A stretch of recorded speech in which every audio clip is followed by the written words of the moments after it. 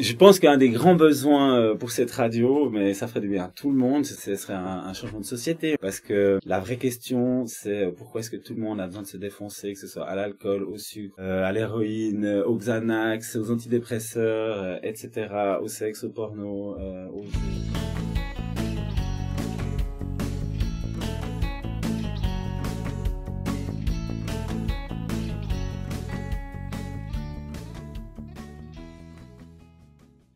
Bonjour à toutes et tous. Aujourd'hui, on va écouter Emmanuel Dizeran, le monteur de l'association Éphémère, anciennement Radio Éphémère. Il va nous raconter l'histoire de l'asso, nous expliquer qui sont ses membres et quelles sont leurs activités.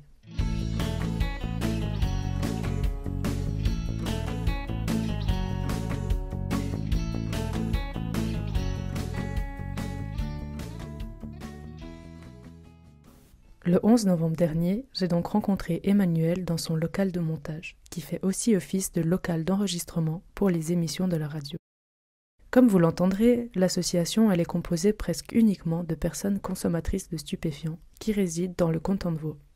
Ces personnes sont des consommateurs et des consommatrices, car elles sont elles-mêmes à l'origine des émissions et impliquées dans leur réalisation.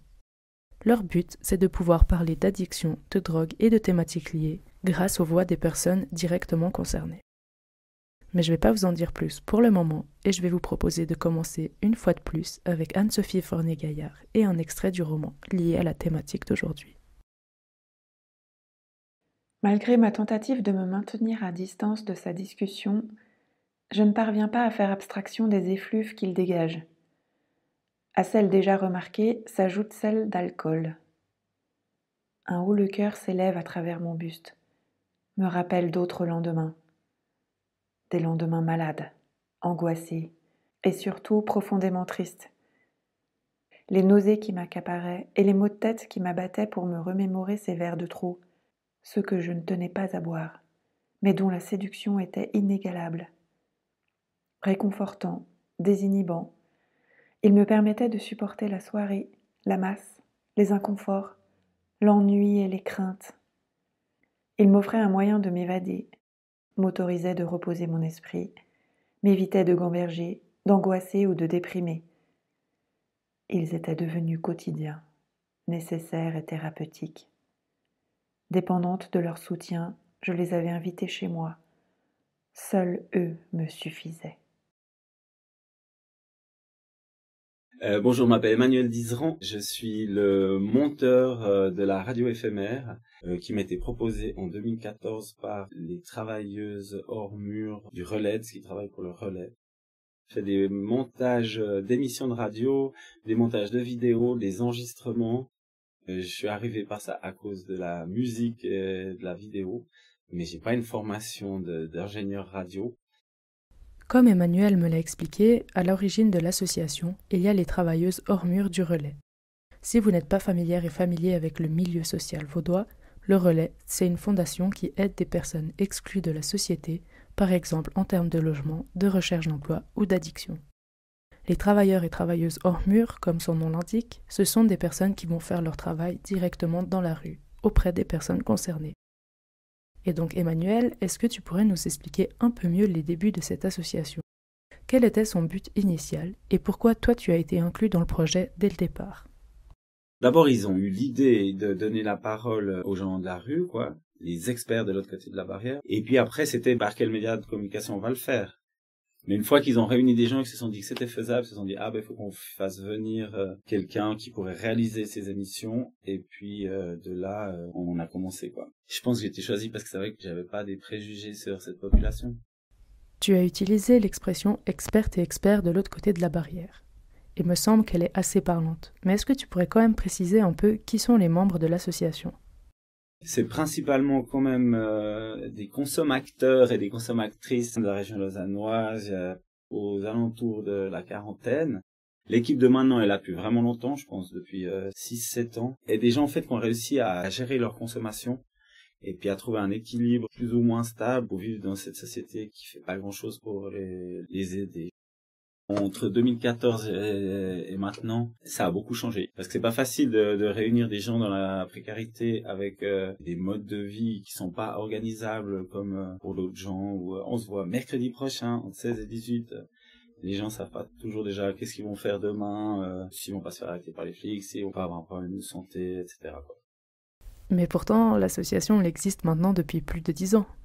Elle s'appelle Radio Éphémère, mais du coup, elle est pas si éphémère que ça. Sur ces 10 ans, je pense qu'il y a plusieurs fois où c'était à deux doigts de se terminer. C'était un truc qui a été très fragile à plein de moments. Ça veut dire que c'est rédiger des PV, c'est prendre des notes, c'est organiser des trucs avec des professionnels, donc s'y tenir.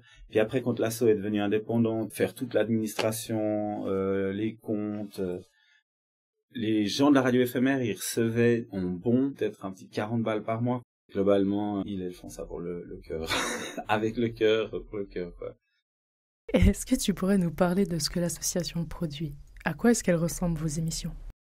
Alors, les émissions de radio, l'idée, c'était assez clairement de choisir des thèmes qui touchent tout le monde, souvent suggérés ou, disons, en lien avec une conférence qui allait avoir lieu sur l'hépatite C, sur la réduction des risques, sur les opiacés. Mais ça pouvait être aussi des trucs très simples comme la famille, la sexualité, le logement. Dans les émissions, il y avait aussi des chroniques faites par certaines personnes.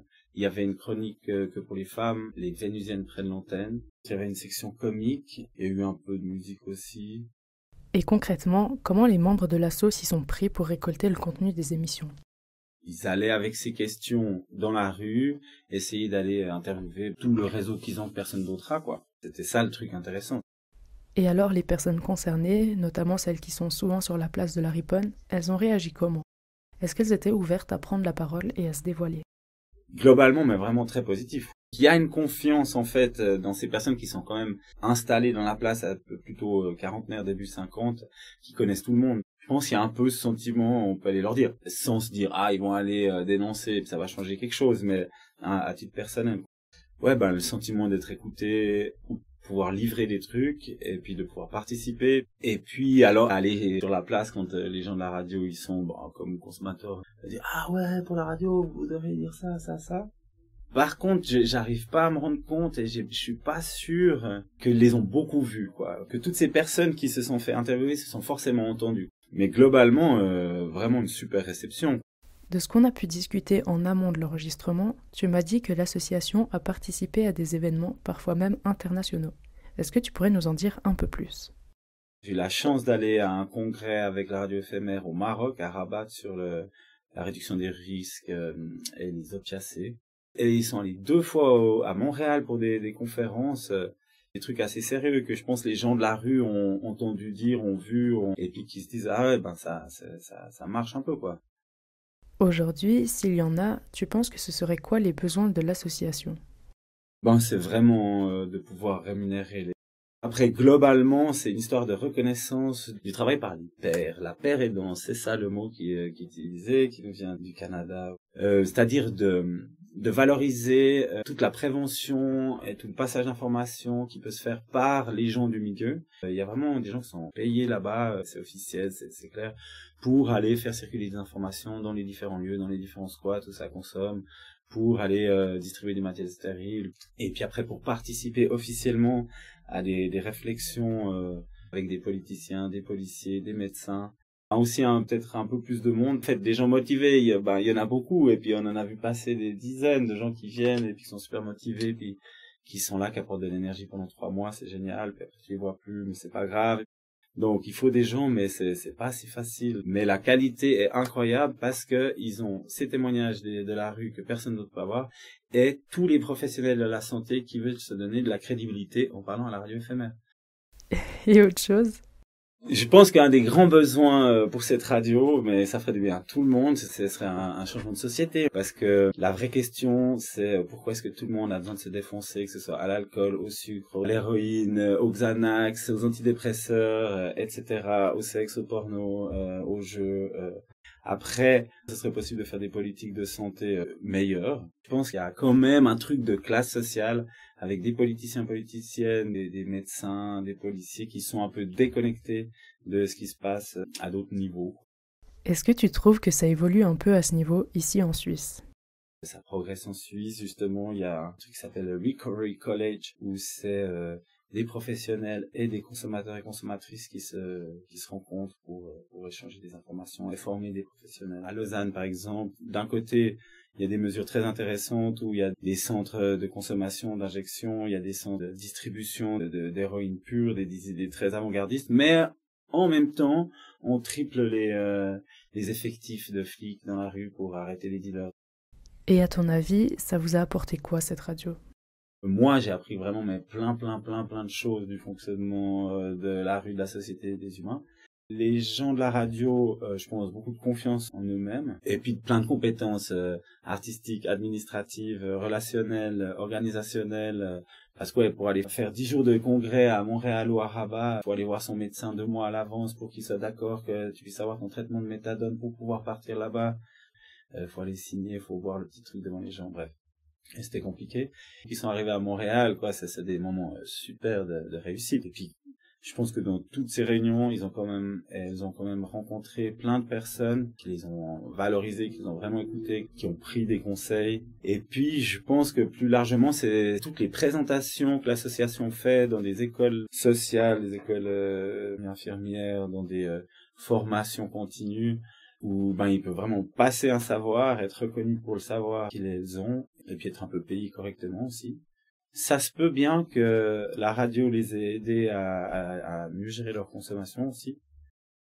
Maintenant qu'on a un peu mieux compris ce qu'est cette association, cette radio, comment est-ce qu'on peut faire pour écouter vos émissions ? Donc il y a un site internet où là c'est leur site, notre site, votre site, et puis il y a toutes les émissions, il y en a plein et ça a bien vieilli.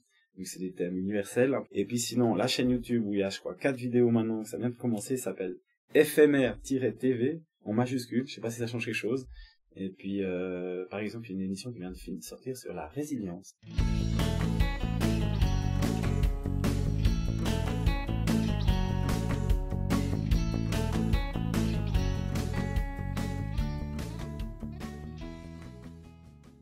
Si vous avez apprécié le récit d'Emmanuel, que vous êtes vous-même concerné par la consommation de stupéfiants, que vous connaissez une personne dans cette situation ou que vous souhaitez échanger avec un membre de l'asso, n'hésitez pas à consulter le site internet et la chaîne YouTube d'Éphémère que vous trouverez en description.